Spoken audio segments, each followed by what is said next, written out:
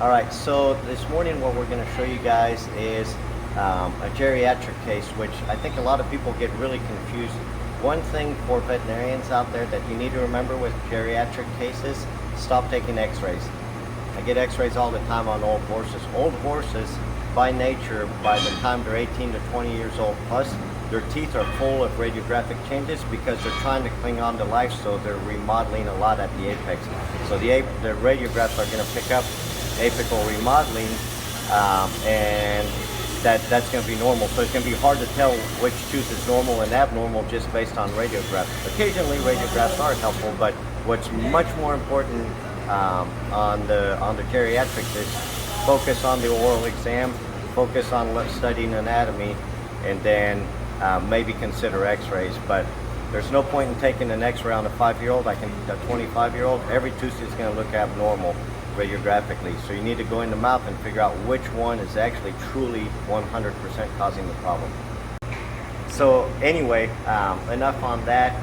We're going to show you what we're looking for inside the horse's mouth, but it is important to understand how eventually we're going to wear out the enamel, and the last material that's being produced pretty much throughout the horse's life is the peripheral cementum. So you're going to see a lot of cementum apically. So I'm going to go ahead and put the endoscope in here and show you some things that can cause some real problems with horses, and why occlusal equilibration is so important. Preventing disease is much easier than treating disease, and without doing occlusal equilibration, we're not preventing disease. So because if one tooth is wearing out faster than the other, we're going to show you what some of the problems are with that, and how it can be delayed. So let's take a look at this. We have a fairly normal tooth. It's a little bit geriatric, but it looks good. We can see how we have some enamel around the outside, and then we have some infundibular enamel. We still have the presence of the two infundibula.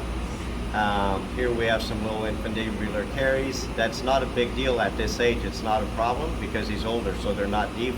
There's no risk of fracturing. Now we don't see an infundibulum. We have one mesial infundibulum is gone and a tiny bit of remnant on the distal infundibulum. And here we look and we see no infundibulum, right? But what do we see that could be clinically relevant? Right here we have periodontal disease that could eventually erode and cause a sinusitis. So a radiograph of this is not going to pick up on that, but this is significant. Okay, then we have the 10 here where we also are pretty expired, and then the 11. Why do we see blood within the tooth? Well, what's happening here is the tooth is almost completely worn out and it's wearing through in the center, and in that center, if it wears through, we could end up with a sinus infection. So it's really important. So now I'm going to show you, we're going to flip. I'm going to go to the opposing tooth on the bottom.